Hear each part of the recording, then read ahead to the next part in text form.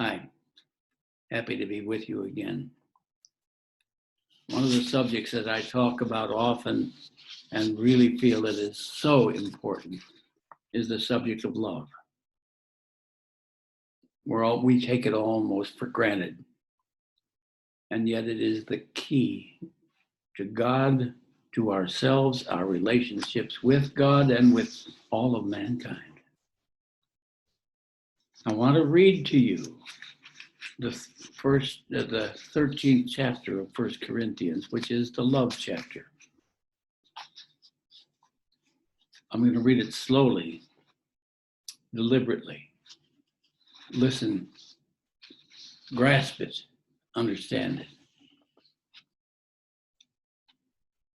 If I speak with human eloquence and angelic ecstasy, but don't love, I am nothing but the creaking of a rusty gate.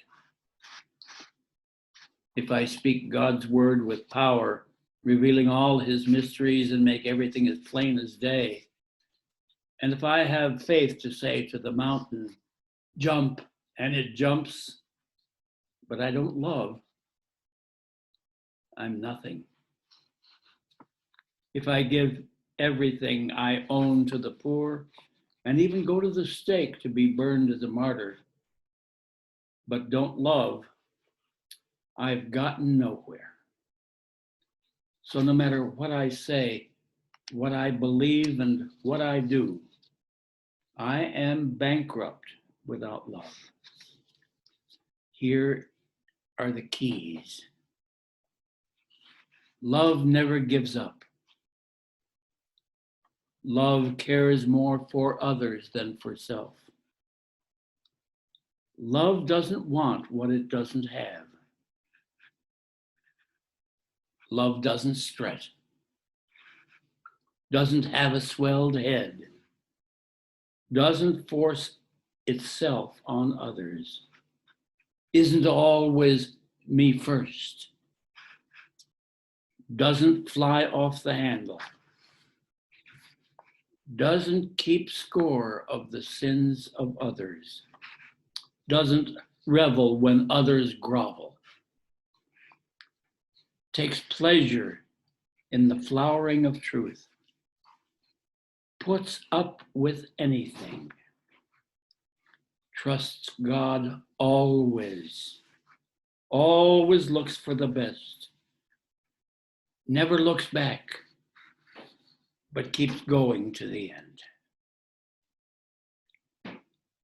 Love never dies. Inspired speech will be over someday. Praying in tongues will end. Understanding will reach its limits. We know only a portion of the truth. And what we say about God is always incomplete. But when the complete arrives, our incompleteness will be canceled. When I was an infant at my mother's breast, I gurgled and cooed like any infant. When I grew up, I left those infant ways for good. We do not yet see things clearly. We're squinting in a fog, peering through a mist. But it won't be long before the weather clears and the sun shines bright. We'll see it all then. See it all as clearly as God sees us, knowing him directly, just as he knows us. But for right now, until that completion, we have three things to do to lead us forward to that consummation. Trust steadily in God. Hope unswervingly. Love extravagantly. And the best of the three is love. Try to understand better love. In fact, start. I've said this before. Go in the bathroom, look in the mirror and say to yourself, looking yourself in the eyes, I love you.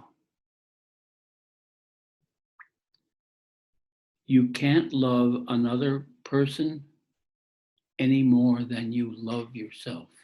And this is somewhat uncomfortable until we understand it and appreciate it. Learn how to love yourself. It's key. And then go and express that love extravagantly. And so, God bless you. And I love you.